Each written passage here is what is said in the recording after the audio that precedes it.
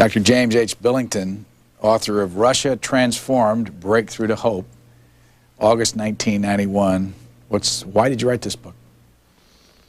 Well, I wrote the book because I felt at the time, and have not changed my mind since, that this was one of the great transforming events of the second half of the 20th century, maybe the greatest political event, and because I think it had been perceived in the aftermath as being sort of a musical comedy, little interlude, as something that maybe wasn't that important, particularly in the aftermath of the changes, all the bread lines and the confusion and so forth. But to see something which most people thought would never change or never end in anyone's lifetime alive today, the totalitarian Soviet state, the greatest, most repressive ideology, the most powerful land empire, and the most effective political machine of the 20th century all come unglued in a 48-hour period. And since I'm a student of Russian history and culture, to be there during it, I felt I had a kind of obligation to report on the meaning of this, particularly since my view was that it was much more important than I think many people have assumed in the West. How many times have you been to Russia, or the old Soviet Union? Oh, it's hard to say, 25 or 30, I guess, over the last 38 years that I've been going there. 4 times since the putsch, and I was there, of course, for nearly a month before, during, and after the putsch itself. At the beginning of your book, you have a quote: "We always had faith and love, now we have hope." This was an old woman at the barricades, Moscow, August 21st, 1991. Where'd you get that quote? I got that from an old woman on the barricades. Yourself? Yes, myself. It was the first night. There were 2 crucial nights when they expected an attack on the people in the Yeltsin forces in the so-called Russian White House that were holding out against this overwhelming force that the Soviet system had assembled to try to crush the resistance to this reactionary takeover. And one of the things that was really decisive was the role of women, older women. All the young people were there, of course. There were very young boys and very old women. And the old women went out and talked to the boys in the tanks who were going to do the attacking, and in fact talked them out of it, made them feel ashamed, talked to them as their mothers. It was a great, it was a great moment. But beyond that, they said some very wise things that day. And right after the first, which was, I think, the most dramatic moment on the first night, when the tanks that were supposed to attack came over, 10 of them, came over to the Yeltsin forces, turned their turrets around to face the other way, something unprecedented in Russian history, that an army unit was defecting from their line of command to support the change. There was this sort of sense of electricity in the air, and I turned to this old woman shortly there afterwards, and she hadn't said very much. And you know the business in the Corinthians about faith, hope, and love. She said, paraphrase it, said, well, we always had faith, and we always had love. That was, in effect, what enabled the people to survive the horror of totalitarianism. Said, but now we have hope. So that's why the subtitle is Breakthrough to Hope, because what you really saw was the end of the fear of power and the beginning of the power of hope. That's a kind of great change in human psychology. Excuse me, and it was a very exciting thing to see it happen among people whom you studied and been with all your life, and to see them really become different people under the tremendous pressure of those events when it wasn't certain which way things would go. What was the Librarian of Congress doing that close to potential combat or conflict?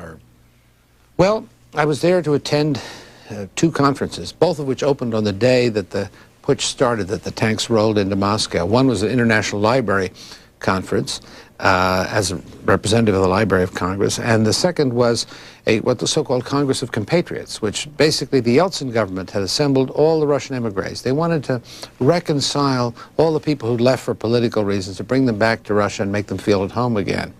And they also brought people in from all over Russia, which helped. That Congress was very important, because that brought a lot of provincial people in. And one of the themes of my book, which I think is very important and hasn't been properly perceived, is that basically the Siberians took over the Russian franchise. Yeltsin's from the western Siberia, from Sverdlovsk, and it was the people from Siberia who were most supportive of Yeltsin and the Russian government and the whole democratic experiment. People farthest from the center of power, used to doing things on their own, sons and daughters of the Gulag. That's very important. The sons and daughters of the Gulag, you know, that whole generation that Stalin killed off, exiled, sent to prison. They died in the camps, but they married local Russian gals before they died, had a few children. Those children came back. So it was kind of like Andrew Jackson moving back into Washington and sort of cleaning up the mess that the old city slickers had made, except the mess that the communists had made was far, far greater, and the change was far more dramatic. You write that you and your son Tom, back in 1990, went to Sverdlovsk? Yes. What was that for? I went with my son Tom. I was, in the summer of 1990, the summer before, I was the so-called honored guest, as I was at this Congress of Compatriots in 91. In 90, I was the honored guest of teachers of Russian language and culture. Every 5 years they have a meeting. They had a meeting in Moscow. And the head of it was Ryzhkov, who was the very conservative prime minister.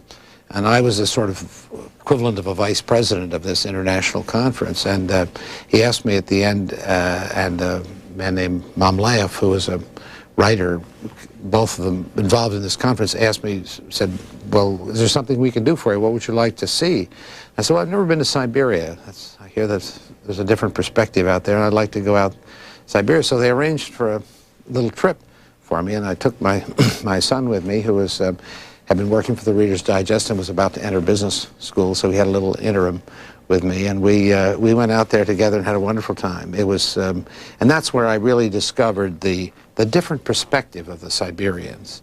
A lot of attention has been given to the different perspective of the different nationalities that had been part of the old Soviet Union, but there's also a different perspective in that eastern half of Russia, which is, or two-thirds of Russia, which is Asian, Siberia, from the Urals onto the Pacific. And that was a great discovery and a great experience to see those people, to feel a certain frontier spirit. It's very congenial to Americans, I think. Some of the Siberians, in fact, said to me, well, you know, when we sold Alaska to America, we should have thrown Siberia into the bargain, included it as well. There's a kind of an American openness and a much different mentality. How far is Sverdlovsk from Moscow? Well, Sverdlovsk is a good distance. It's maybe, I don't know, a couple thousand miles from Moscow. The distances are immense there. But it's more or less on the border between Europe and Asia. The Ural Mountains run down the middle, and it's at the foothills of the Urals. And Sverdlovsk was the westernmost point that exiles could go to. So it was an unusual concentration of brain power that had been exiled, couldn't come back to European Russia, but congregated in this city. It's now called Yekaterinburg, by the way. That's where the Tsar was killed, you'll remember. The Tsar and his family were murdered in Yekaterinburg, or Sverdlovsk. And Boris Yeltsin did what in that city? He was the party boss for a great many years. And it's interesting. That's when I also realized, talking to people in Sverdlovsk, before Yeltsin had been elected president of the Russian Republic, that's what I realized what his strength was. I said to them, I said, you know, what did Yeltsin accomplish out here? Why is he so popular? And they said, well, you must understand, he was different from other Soviet leaders. The great style of Soviet leadership is bombastic speech which promises great things and delivers almost nothing. He was exactly the opposite. He wasn't terribly bombastic. He isn't even a particularly good speaker. But everything he promised, which was very modest, he delivered on. He was a person you could trust. And that's the secret, because he said, for instance, he promised, they told me at one point, he promised to deliver a few more eggs at the end of the year every week to every family. They said that actually happened. Said 1 or 2 more eggs. It may not sound like a lot, but in Russia, where everybody promises the moon and gives you nothing, to just promise a little bit and then really deliver. So he has a great reservoir of trust as a man of a direct man. They use the word pramoy. He's straight on. He doesn't have these kind of indirect phrases, these rationalizations for doing nothing, which are part of bureaucratic life everywhere, but are particularly galling in the Russian context, where bureaucracy was combined with cruelty. He broke through that. And what Yeltsin did, really, that's so important and that has not been fully appreciated in this country, is he made democracy and a market economy something that is at least a little bit understandable and highly desirable for ordinary Russians, because they figure, well, if Yeltsin, here's a tough guy from the heartland of Russia, from the very middle in Siberia, he believes in it, it can't be all bad. In other words, it's not just something for all the westernized intellectuals sitting around in the city and go to parties in the Western embassies. This is a real man from the deep interior of Russia, a man who thinks like us, not an intellectual, not a Western type, but a sort of rough-hewn, burly caricature of Joe Sixpack from the heartland. And he believes in all this stuff, so it can't be all bad, even though we don't quite understand what it is. What was the first year you made the first trip to Russia? 1958. How did you get interested in the whole subject in the first place? I got interested in Russia. I was sort of interested in the world, a young kid in Philadelphia, public schools in Philadelphia. And it was during the war. I was young in junior high school, and I kept asking my teachers, how come the Russians are able to hold out against Hitler? Everybody else caved in. And nobody could give me a good answer. So I finally went to an old Russian lady who worked in the drugstore up the street, and everybody used to make fun of because she had such a foreign accent. And I said, can you explain to me, you came from Russia? And she said, yes.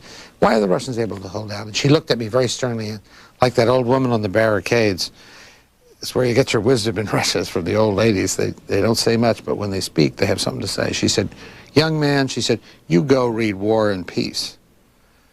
So I did. I felt, you know, it's not very often that young people are told what to do by an older person who commands authority, and this woman did. So I went and read it. And it was, of course, the great story, the great novel of Tolstoy that tells of the resistance to Napoleon, which was being eerily reenacted by the resistance to Hitler. I mean, gloriously reenacted, to be sure. But as I read that story and saw the sort of strength of family that Tolstoy depicts so much, this strength, the sense of defending their land, the link between the land and the people, and the strange sort of religious quest of these people, all of that was very fascinating to me. And it helped explain what was going on in the world, and at the same time it introduced me to a people I'm not at all of any Slavic background or origin that was very different. And so that became my great passion to figure out. I also had a father who loved books, never went to college, loved books. I guess that's why I'm Librarian of Congress, because my father kept bringing back used books from Leary's bookstore in Philadelphia. But it was also a wonderful bit of advice, go read War and Peace, because it taught me early in life that if you want to really learn about something, it's better to read yesterday's novel than today's newspaper. That's where you get some wisdom, some perspective on things. And so also it made all books seem short after reading War and Peace. 1,200 pages. I was in the store the other day, and I think you can get a paperback for about $8 of War and Peace. No. It doesn't break you like some of the... No. Well, that's the great thing about books, you know. They're portable, they're affordable, you can take them with you. It's a very democratic thing. And so that's also why being there as a librarian puts you in touch with people instinctively sympathetic to democracy. We think of democracy as the rule of law, as having a variety of political parties, but it's also access to knowledge and information. That's what they didn't have. And it was the beginning of the awareness that there was a different world out there, largely brought by television, that brought this whole event about. I mean, the images, the very images, the people that rallied to defend the fledgling democracy of the Russian Republic that Yeltsin remember, had only been elected president of the Russian Republic 2 months before these events. So it wasn't really established, but they spontaneously rallied to defend them, not because anybody said form a human ring, but because they'd seen on television the image of the Lithuanians doing the same thing in January. And the idea of climbing on top of the tank, of human beings stopping tanks. You had Gleb Yakunin, the priest, standing in full regalia in front of a tank. You had Yeltsin climbing on top of a tank. That was that image of the unforgettable television image of the young boy in Tiananmen Square who stood there in front of the tank and diverted it. There was this sense of empowerment that these television images brought that spontaneously made people do things, gave people an image of what they can do to make a difference and to maybe change the turn of history. And so the supreme irony was that despite all these colorful events in other countries, Eastern Europe, it was in Moscow, the absolute heart of the evil empire, the center and the originator of the whole totalitarian nightmare, that it all fell apart with a relatively small number of people standing up and putting their lives on the line and making the kind of moral choices that totalitarianism was structured to prevent people from ever making. Because the secret of all bureaucracies is that you avoid choice. There's just rules and regulations. You follow the rules, and you don't have to think, you don't have to choose. Above all, you don't have to make moral choices.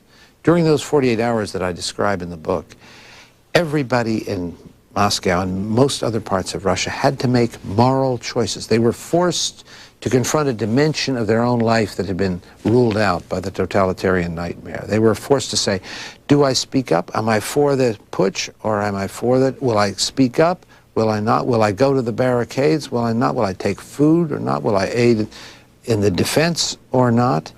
And everybody, that started a contagion of moral reawakening of a people who'd been taught to dull their moral sensibilities because they were living in a fundamentally, structurally immoral system.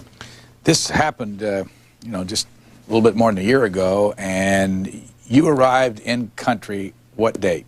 I arrived on the 12th of August. So it was and what hotel did you stay at? I stayed in the Hotel Rossiya, that big kind of monstrosity on Red Square, but very central and very convenient. That's where the Congress of Compatriots was having its conference.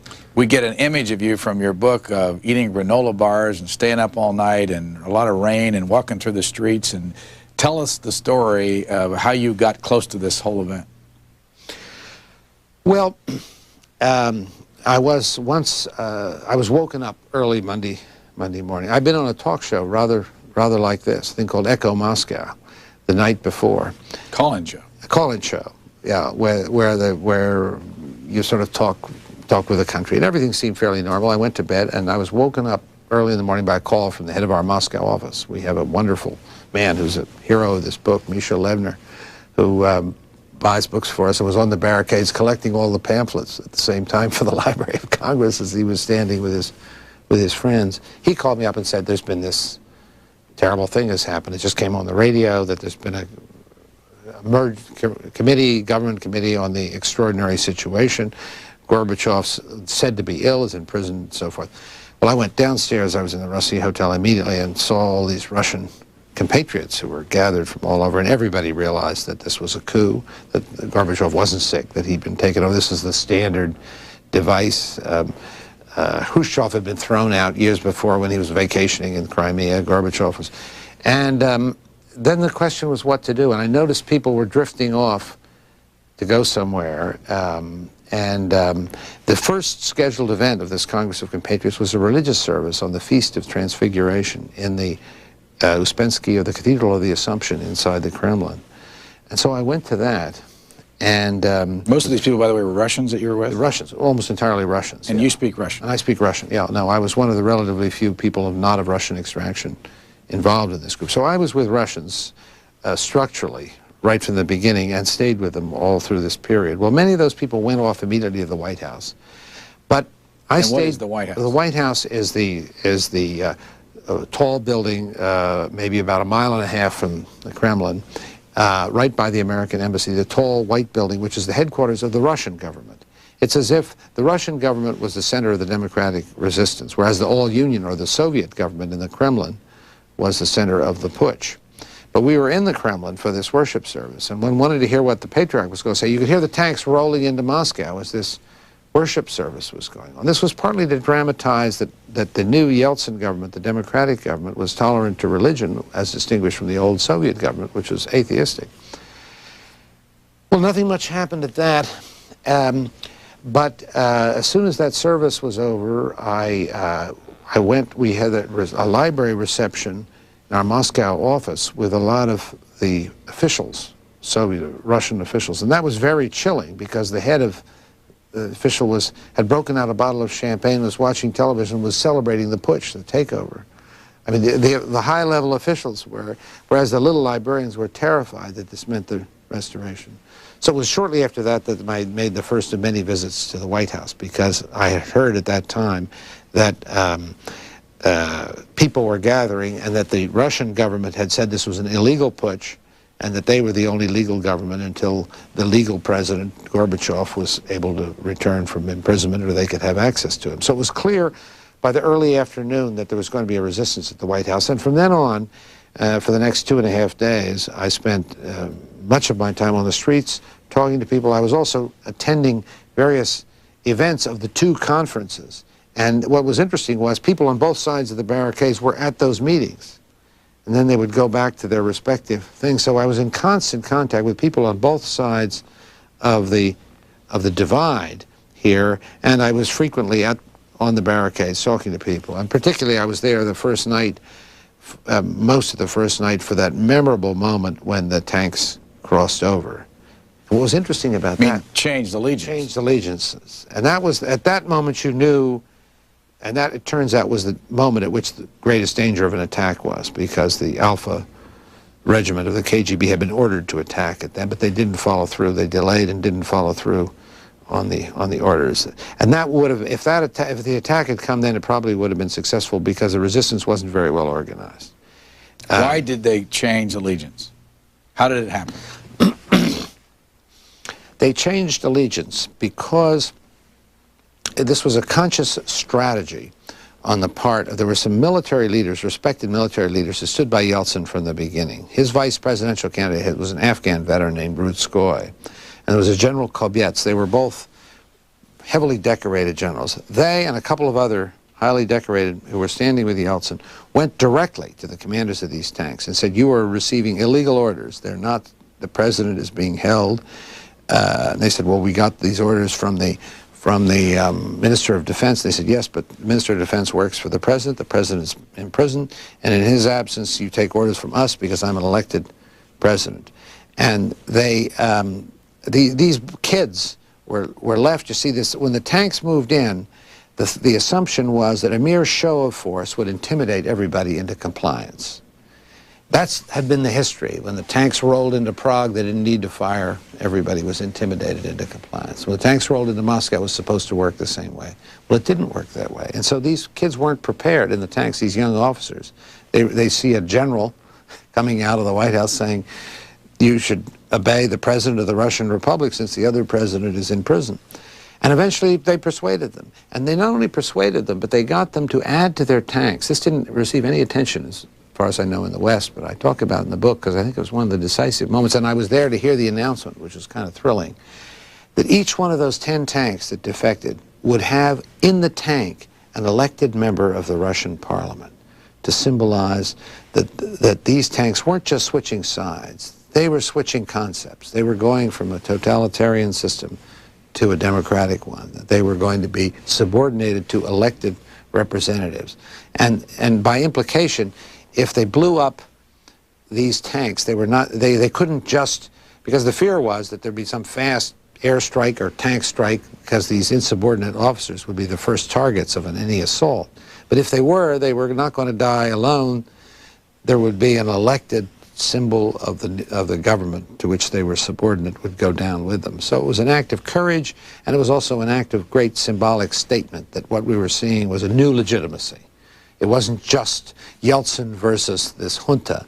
It was democracy versus a return to totalitarianism. And so in a simple sort of way, these people understood it. But of course, from a tactical point of view, as Talleyrand once said, the only thing you can't do with bayonets is you can't sit on them. And that's what they were doing. They had tank commands that had roared in, taken up their positions, and everybody was supposed to faint. And they weren't fainting. And so what do these kids do? They didn't have they were sitting in place waiting for instructions. And then the women, the old women, were coming out and lecturing them. There were two things that tanks can't fight against. One is old women, and the second is flower power, because that was the other thing that was involved. This was late August, flowers were in blossom, everybody had them, and they were festooning these young men in the tanks with both stern lectures from the women, flowers from the surrounding crowd to sort of make them feel good. And then, of course, these short teams that were being sent out from the White House, these political teams, to convince them to come over and change sides. So what made them change varied with different people, what they responded to. Maybe it was some of them listening to a woman that reminded them of their mother, saying they were doing the wrong thing. Maybe it was a more rational, mature political argument from the parliamentary representatives. They always sent it out in teams. It was like Jesuit missionaries who used to travel in teams. You know, from the Yeltsin people would send out one military person in uniform and one civilian political type to talk to the tank commanders. And that worked so well the first night at that dramatic moment that they began sending them all over Moscow. So suddenly Moscow, which had been a city of uniform monologue, controlled by this totalitarian system, was a place of just dialogue going on everywhere. Everybody was in dialogue, and the military above all. And so what you basically had was a youth rebellion within the armed services. The younger officers wouldn't do what the old generals, and finally the senior general of them all at the very end when the putsch unraveled, Marshal Akhrameyev, very well known to Americans because he's sort of the great symbol of Soviet military power, finally hanged himself, saying everything he'd worked for is gone. In other words, the whole disciplinary control structure. Did you know him? Had unraveled. I knew him, yes, I knew him well. Did it surprise you when he committed suicide? Not really, because he was a convinced communist and at the same time a sort of man of honor, a man of great limitations, an authoritarian personality, but a figure of with a certain kind of honor. He'd been a great war hero in the defense of Leningrad, and but he'd also, it surprised me more than it did many Americans. Many Americans who'd met him and thought he was a very nice guy, which he was in some respects, but he was a real hardcore communist, because he was also a parliamentary delegate from Moldova, which is now independent. And I remember at a party in Washington, I talk about this in my book, how everybody was saying what a wonderful man it was, how civilized it was, you know, he didn't put his fist in the mashed potatoes and so forth, and he was a charming man. And I asked him about his role as a delegate from Moldavia, which was then the Moldavian part of Russia, and he denounced the nationalists and their separatists and so forth, and got madder and madder, and began, and you realize that underneath that dignified exterior was a kind of very narrow nationalist mentality that was not only communist, but deeply, almost fascistically nationalist. And for instance, he said, this parliament anyhow is just a place where little people make much noise. And the contempt for little people, which is sort of a code word for the subject minorities and usually for the Jews, is the kind of mentality of this kind of reactionary nationalist group. And by the way, that's the main threat to the democratic experiment now, just as it was then. Communism is dead, basically. Its death was long in coming, but very sudden and I think very decisive. But communists and this whole imperial mentality and this kind of Leninist type authoritarian political control structure still is there. They only arrested 14 people and haven't even brought them to trial. That's why it's not right to speak of this as a revolution. Revolutions line up the defeated and shoot them. Revolutions are violent. Revolutions are made by political elites. This is a spiritual and moral transformation that was made, of a revolution of conscience, if you like, made from the bottom up, not by an elite working from the top down. There's one little line in there, and I don't know, I'd never seen it before. You said that in the middle of all this, was it Dmitry Yazov, the defense minister's wife, came into him? Yeah, that's one of the more dramatic moments in all this. The Minister of Defense, Yazov, on the second day, his wife came. This is why this shows how this sudden reawakening of the moral dimension of life and of accountability was occurring everywhere, not just among the people who were resisting, but among the people who were going to attack. Because Yazov's wife, clearly another case of a woman intervening, came into a meeting in their equivalent, this great building right by the Arbat, which every tourist passes, which is their version of the Pentagon. There was a military meeting. She apparently burst into it and publicly rebuked her husband and said, you must turn your guns away from the Yeltsin forces and turn them on these people the other people who are making the putsch that you've been working with. In other words, she became an agent of appealing to the Minister of Defense to change sides, to which he then made his famous response that he couldn't be a traitor for the second time. In other words, he had to at least retain some shred of decency by remaining faithful to his original sedition, which was to join the putsch and overthrow Gorbachev. But he couldn't now fire on the people whom he'd made that compact of insurrection with. You also say that, and that may be reported in your book for the first time, that there was a group of some 60 that came back to the White House after all this had cleared? That's an event. There are two things that I mention in my book, which I think have not been in any of the accounts that I've read. One is the fact how exposed the place was very early in the morning, both nights, both the 20th, both the 19th and the 20th, when the metros reopened, because a lot of the people, the people that had been bravely stood through the night, went home to take a shower and have breakfast.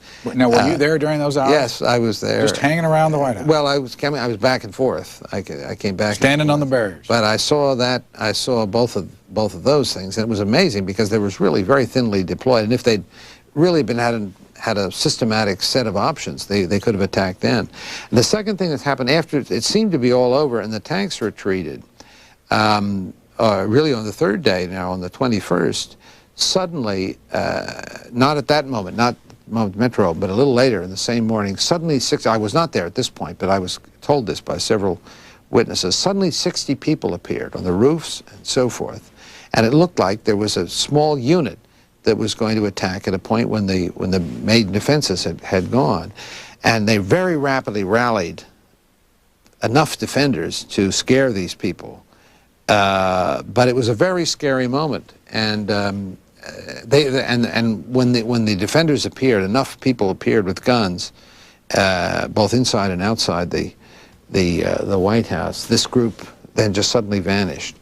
But that's a very strange one of these unaccounted moments that has not been reported, and the significance of it isn't even entirely clear. But there was always the fear, and even for several days afterwards, that there were snipers, that there was going to be some kind of an attempt either to assassinate Yeltsin or to make some kind of lightning strike, because that was, you remember, the Romanian pattern. After Ceausescu was thrown out, the security forces kept reappearing in odd places and terrorizing the population. So there was a lot of apprehension about that, and that group that appeared after the coast seemed to be clear was a sort of a little aftershock and a reminder that there were still a lot of people at bay who might have wanted to try and make this thing unravel. When was the last time you were there? I was there in April. I was there for a couple of weeks in April during the last session of the Congress of People's Deputies, which was the time, incidentally, when a kind of constitutional coup against Yeltsin was expected, because the parliament, their version of a parliament, predates the installation of democracy. It was largely chosen by and largely dominated by communists, and there was the fear that they might, and they still are, representing a kind of force of opposition to the Yeltsin government. But Yeltsin survived that crisis, and the reform path has also survived. So we have a remarkable phenomenon that the general tendency is to say that things are such a mess over there that really nothing has changed, except fortunately the Soviet Union is broken up and it's not as much of a menace to us. Even that isn't true. The nuclear weapons are still there. If this were to turn sour, it would be much worse than it was before. It wouldn't be just a reversion to before, because it would be under a new nationalist banner. All those nuclear power stations, there's many Chernobyls are lying around, and if you had Russia turn into a big Yugoslavia, it wouldn't be just a big Yugoslavia. It would be a qualitatively different type of crisis. It would involve the Middle East because of the expanse and reach of the former Soviet Union, and it would involve nuclear weapons, and it would involve us and the whole world. So our stake in all of this is much higher than we're inclined to think now, because we're so preoccupied with our own political and economic concerns, quite properly. But this big question mark of the future of Russia remains really the most important single international issue on our agenda, and it certainly isn't being treated in the media as if it were, because you can barely read anything about it. Go back to those days in Philadelphia and your dad and the books. How many books did he have in his house?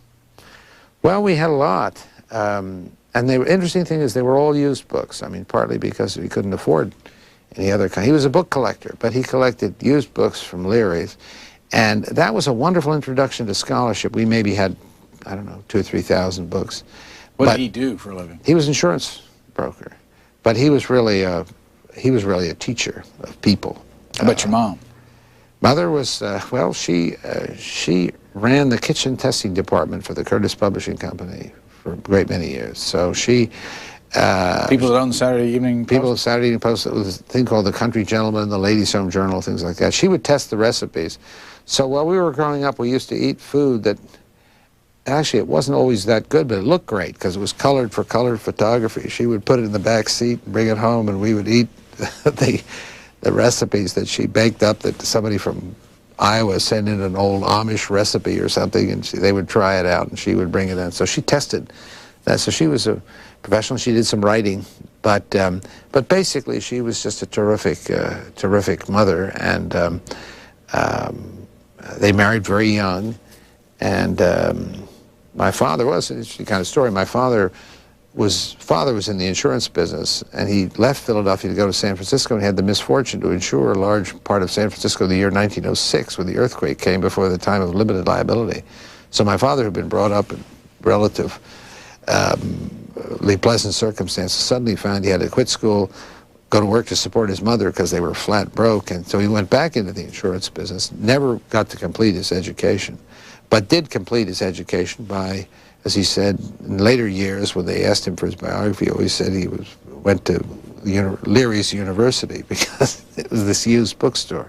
It was very interesting reading used books because they had underlining in them. They were worn, and so very early my curiosity was stimulated as to, why did they underline this passage and not? What kind of a person is this that read not only who wrote this book and what were they trying to say, but who's read this book and what were they trying to say about it? This is a bad thing for a librarian to say. You're not supposed to mark up books in libraries, but in bookstores you can. And it was a kind of an education far better even than the very good education I later got at Princeton and Oxford.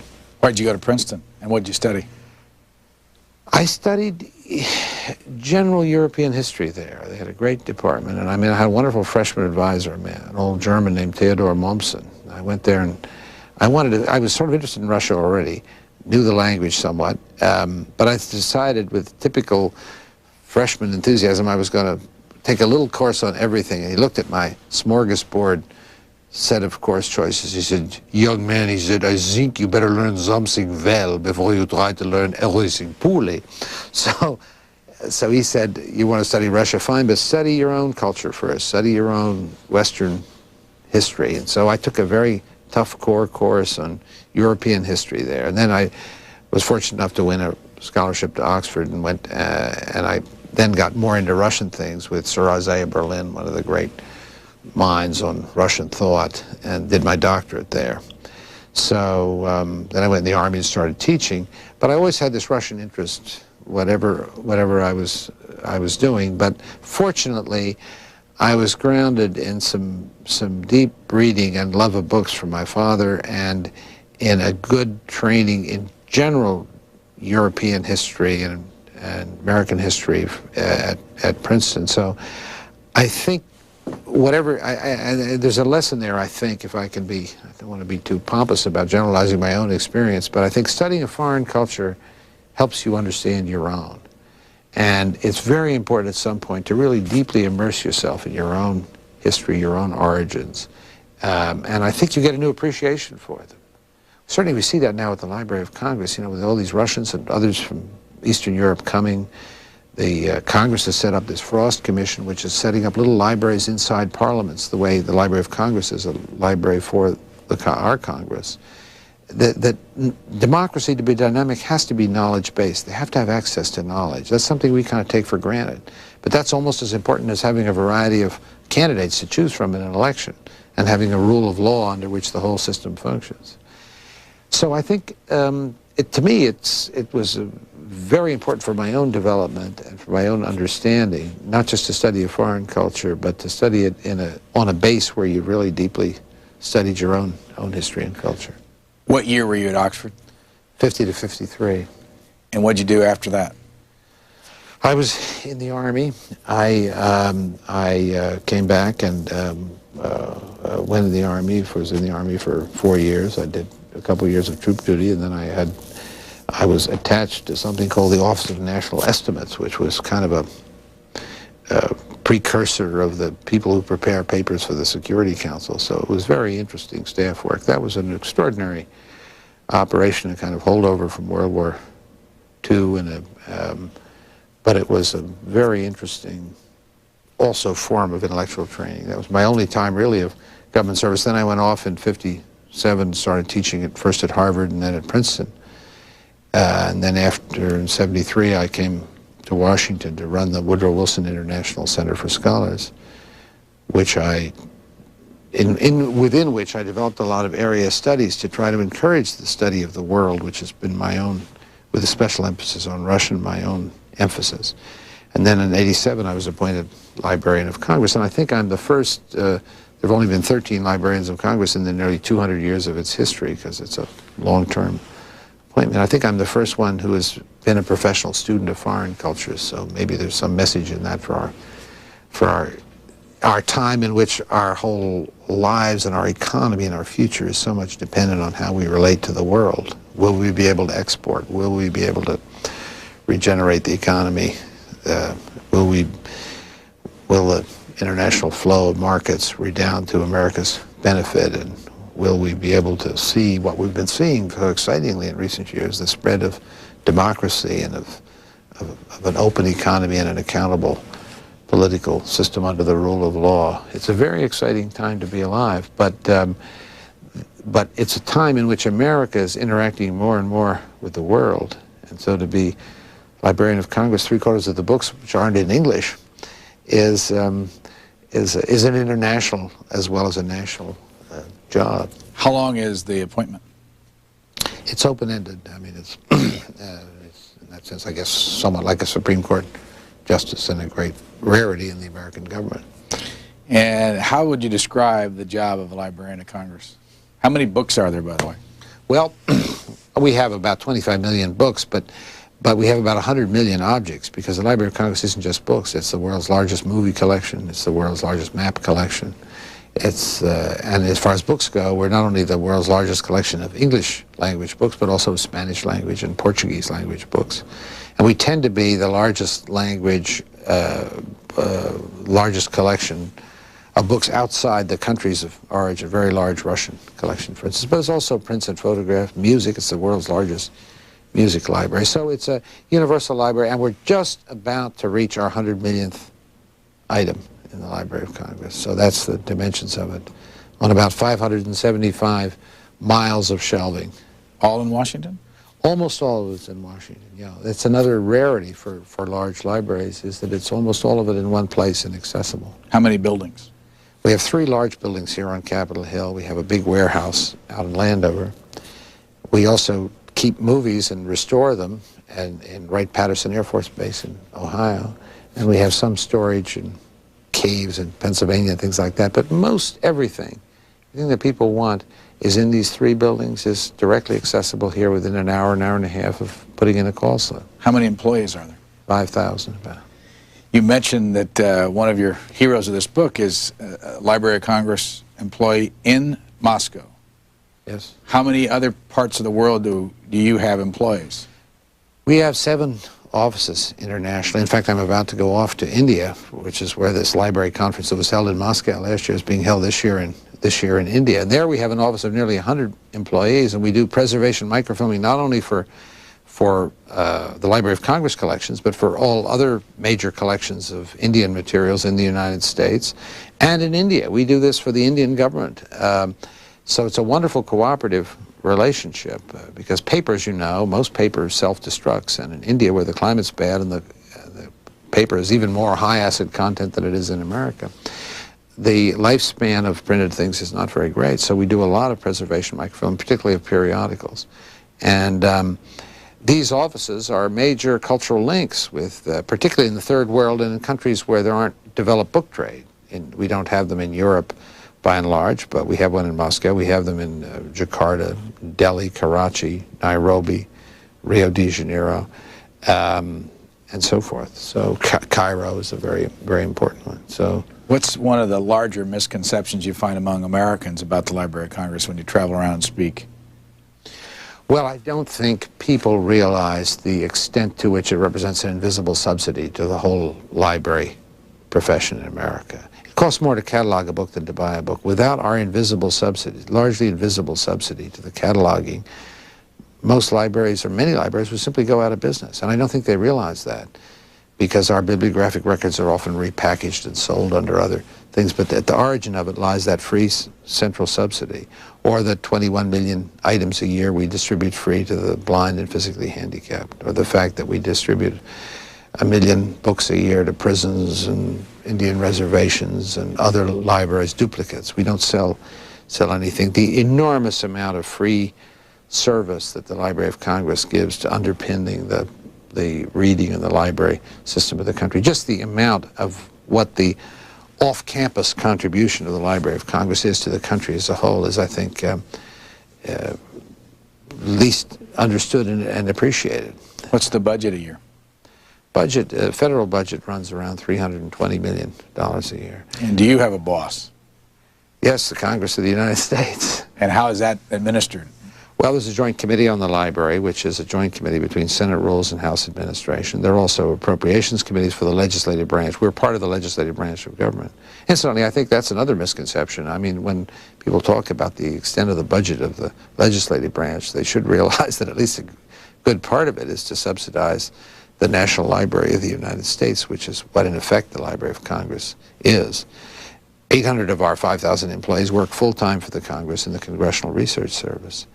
And some in the law library and other areas work intensively, especially for the Congress. But most of the Library of Congress works for the nation as a whole in keeping a library of last resort for information purposes. We answer a couple million inquiries from around the country a year. We run a national referral service. We lend books, an interlibrary loan free. Most libraries charge for that, so forth. So I think people don't realize the extent to which this, within the legislative branch of government, there is a giant service center for America, and a source, and something which, by the way, we're not resting on what we're doing already. We're going to move with our American Memory Project to get the core of our Americana collection. You know, we have the papers of we were the presidential libraries up to Coolidge.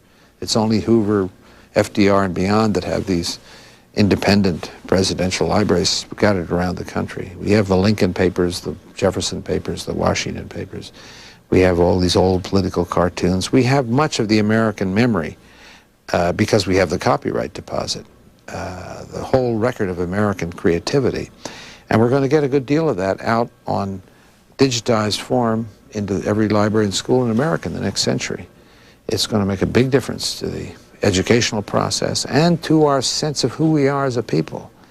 And I guess I'm influenced by my own experience of having been well grounded in our own Western culture, the sort of core values and culture of the country as a wonderful background for then studying and discovering another culture.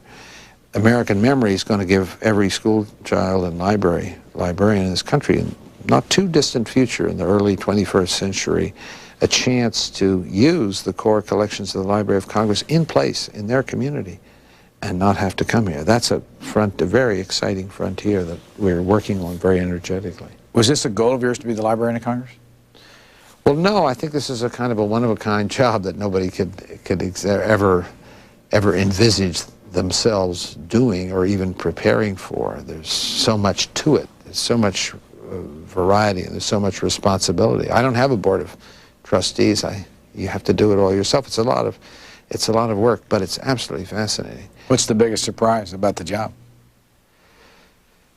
Biggest surprise about the job is, I would say, how great it's, I would say, the unused knowledge in the people within the Library of Congress. That is to say, people who live around books tend to be wise and humane and have interesting things to say.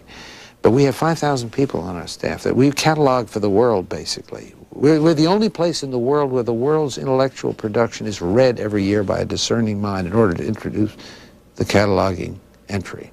And yet that knowledge, the extent and the amount of that knowledge and the extent to which it hasn't yet been put to use for the good of the country and of civilization generally, that's my biggest surprise and my biggest challenge. We've got all kinds of stuff in the back of people's minds that we've got to get into the front of their computers, out to the R&D of the nation, out to the educational system. It's the endless discovery you make of the fact that knowledge is proliferating. Information is proliferating without being turned into knowledge. Knowledge is being stored without being turned into wisdom, practical wisdom for our society. And wisdom is being generated without our encouraging enough creativity. Because that's the payoff. You go from data to information to knowledge, and if that doesn't turn into wisdom, which is a practical quality for our society, and creativity, which is the cutting edge of progress for the human race, then America's ceased to be at the cutting edge, and we have to be at the cutting edge. I think we are, but I think we have one of the greatest resources in the world, and frankly, it's underused. It's overused for ordinary library purposes, underused for generating real wisdom and real creativity, and that's part of the challenge. It's part of the challenge of renewing America, because we have this wonderful educational system, we have this wonderful library system, and so forth, but we're not using what we have as dramatically and as effectively as we could, and the Library of Congress is the greatest resource of all in this country. We've got to have it used in new ways. And incidentally, one of the great things about a universal library, built around Thomas Jefferson's library, which was the most universal library of its kind at the beginning of the American experiment, one of the great things about a universal library is it can help overcome the narrowness of so much of academic scholarship. People are busy taking things apart without putting them together in academia. The Library of Congress, because we have all languages, all formats, and a lot of people, wise people to draw on, it's the perfect place to put things together rather than take them apart, to make some synthetic leaps, to see some new connections between different formats, different cultures, and so forth. It's a wonderful place for creating the links, the bridges, the unities of the human adventure, which we're going to have to do on this planet if we're going to get along, and if we're going to have Switzerland's rather than Yugoslavia's in the future. In your book, you refer to the 75 million either pieces of literature or something in a library that you went through that had never been opened before in Russia? So archives, the archives. I've been playing a role because one of the people I talk about in this book, Mr. Pikhoya from Sverdlovsk, another one of these Siberians, is now in charge of the entire archives of the KGB, of the Communist Party, and all of that. And we had this exhibit during the Bush-Yeltsin summit at the Library of Congress of the first revelations of these hitherto secret archives from the Central Committee and the Presidential Archives and the KGB. Yeah, there's 75 million items in the Central Committee archives alone. That's only one part of it. Collectively speaking, the archives of the Soviet Union, which are just being opened up now, represent the largest single untapped resource for restudying the history of the 20th century there is. I mean, there's everything from suppressed novels and literature that was suppressed and confiscated. Fortunately, they didn't throw too much away. It wasn't like Hitler who burned books. They just impounded them all. But there's manuscripts, there are fantastic human records, there are long biographies, there are huge personnel dossiers on almost every important person of 20th century history. It's going to be one of the great gold mines, and it's going to be one of the great minefields, too, because if this stuff is used improperly, selectively, it can be used for blackmail and defaming people and all kinds of things. Because we're running out of time, I want to get a couple things in. You also suggest in the book that the academia, or the academic exchanges, bringing the Russians over here to this country, made an impact on the change. Tremendous impact. I mean, the impact on individuals who got to know this system in making the change. The rector of Moscow University was on exchange at Stanford, and he really opened up. He introduced the study of American. I was chairman of the Fulbright Commission at the time, and I worked with him on this, introduced the study of American history by American professors in Moscow a long time ago. And he really changed the educational system. The impact of a person like Yakovlev, who was an exchange student at Columbia, who was Gorbachev's principal advisor in the Perestroika period. The impact in Sverdlovsk, I mentioned of this one fellow named Shtinov, who studied in Buffalo for a year. He's introduced a whole new political science curriculum, a whole study of the Federalist Papers of de Tocqueville, all of that in Siberia, which is way ahead of Moscow and Leningrad. Those are just 3 individuals.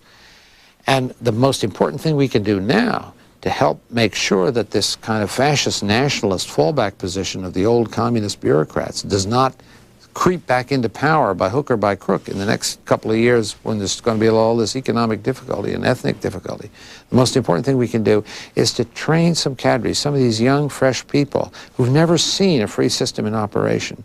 I don't think we can afford to wait to bring them over for a whole years, although we need exchange programs. There's the Bradley-Leach bill in Congress, which is a very positive step. But I think we need to bring over a lot, 10,000, 15,000, so that the thin line of reformers at the top who are trying to change that system and make the changes that were begun so dramatically last August stick, that they have some lieutenants that can support what they're doing. At the moment, they have disloyal lieutenants who are longing for the old communist system under the new nationalist banners and aren't really interested in the democratic experiment. Prediction from you about democracy and the old Soviet Union, will it make it? I think it will make it, because it's the belief of the young, it's the desire of the young. So I'm very confident that 10 years from now it will make it. The great problem they have to do is get through the next 2 winters. That's going to be very tough. But remember, they got through the first without either the hunger riots that were predicted or the ethnic riots between Russians and non-Russians. Those risks that one of those 2 kinds of violence will occur the next winter will be much greater than they were this past. So there's a great need for Western involvement. We need to have more personnel that we can help train them so they can get through this. They need help. But if they can get through the next 2 winters, I think their progress towards democracy and towards rapid economic recovery will be much more rapid than people are inclined to think because of the present chaos.